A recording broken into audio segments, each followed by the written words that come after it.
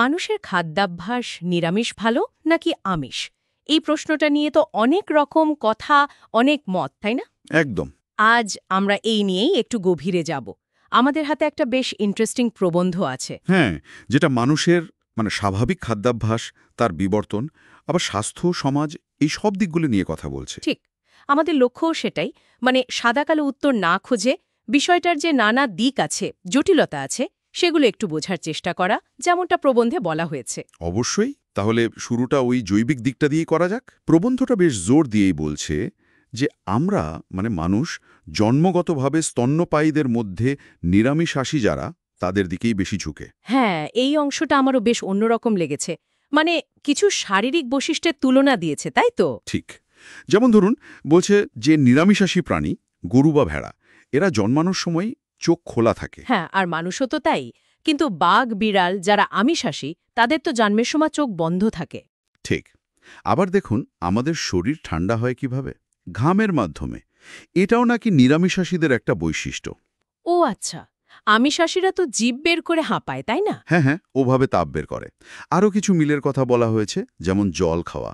আমরা তো চুমুক দিয়ে খাই। ঠিক নিরামিষাশীদের মতো। আমিষাশীরা কিন্তু চেটে খায়। আবার ধরুন, আমাদের দাঁতের গঠন, যেটা পেশাই করার জন্য ভালো। হ্যাঁ, ঠিক। আর অন্ত্র, সেটা তো বেশ লম্বা। একদম। সেটাও নাকি নিরামিষ খাবার হজমের সুবিধার জন্য। তো এই সব মিলিয়ে প্রবন্ধটার যুক্তি হলো নিরামিষটাই আমাদের জন্য বেশি স্বাভাবিক আর কি। কিন্তু এখানেই তো একটা খটকা লাগে। যদি জৈবিকভাবে আমরা নিরামিষের দিকেই থাকি, তাহলে আমিষ খাওয়াটা এত ছড়িয়ে পড়ল কি করে? এই নিয়ে কি বলছে প্রবন্ধটা? প্রবন্ধটা বলছে এটা সম্ভবত একটা অ্যাডাপ্টেশন, পরিস্থিতির চাপে পড়ে তৈরি হওয়া একটা ব্যবস্থা। পরিস্থিতির চাপ? যেমন? যেমন ধরুন, খাদ্যের অভাব, বা পরিবেশ হয়তো হঠাৎ খুব বদলে গেল, কিংবা ধরুন মাইগ্রেশন, এক জায়গা থেকে অন্য জায়গায় যাওয়া, বা লড়াই সংঘাত। এই সব কারণে আমাদের পূর্বপুরুষরা, ওই হোমো এরেক্টাস থেকে হোমো সেপিয়েন্স হওয়ার পথে হয়তো আমিষ খাওয়া শুরু করতে বাধ্য হয়েছিলেন।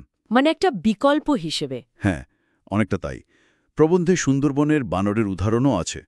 তারা নাকি বিপদে পড়লে বা অন্য খাবার না পেলে কাকড়া বা এই জাতীয় কিছু খেয়ে নেয়, খাদ্যাভ্যাস বদলে ফেলে। তার খাদ্যাভ্যাস ব্যাপারটা বেশ ফ্লেক্সিবল, সময়ের সাথে, পরিস্থিতির সাথে বদলায়। ঠিক তাই। আমরা নিজেরাও তো দেখি। ধরুন, একসময় কি বাঙালিরা এত রুটি খেত? এখন তো প্রায় প্রতিদিনই খায়। হ্যাঁ, ঠিক। আবার নুডলস দেখুন কেমন জনপ্রিয় হয়ে গেল, অথচ চিড়েমুড়ির চলটা হয়তো একটু কমেছে আগের চেয়ে। একদম। এবার যদি একটু স্বাস্থ্যের দিক থেকে দেখি, প্রবন্ধটা কিন্তু নিরামিষ খাবারের বেশ কিছু উপকারিতার কথা বলছে। যেমন ধরুন, দীর্ঘ জীবন, শরীর নিরোগ থাকা, বা ভালো ইমিউনিটি। আর উল্টো দিকে এটাও বলছে যে বেশি আমিষ খেলে হজমের সমস্যা, ধরুন আমাশয় বা এই ধরনের পেটের গণ্ডগোল হওয়াটা নাকি খুব স্বাভাবিক। কারণ আমাদের শরীর রোজ রোজ শুধু মাংস হজম করার জন্য তৈরি নয়। যেটা বাঘ সিংহরা পারে। হ্যাঁ, তাদের শরীর সেভাবেই তৈরি। কিন্তু একটা কথা আছে না, যে আমিষেই প্রোটিন বেশি।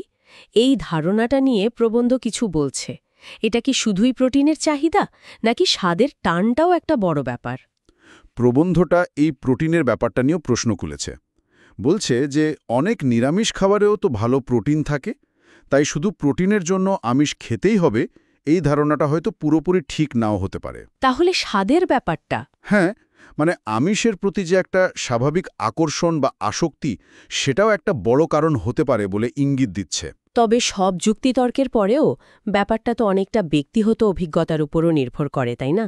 যেমন ওই যে শ্রীরামকৃষ্ণের কথাটা, যার পেটে যা সয়। ঠিক।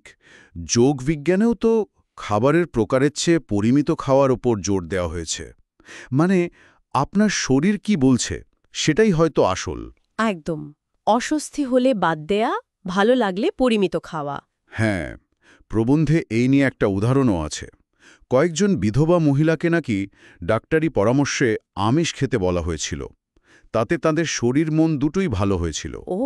হয়তো এর মাধ্যমে লেখক বোঝাতে চাইছেন যে অনেক সময় সামাজিক নিয়ম বা চাপটা ব্যক্তিগত প্রয়োজনের উল্টো দিকে চলে যায়, বা হয়তো কোনো অবদমিত ইচ্ছা, সেটারও প্রভাব পড়ে শরীর মনে।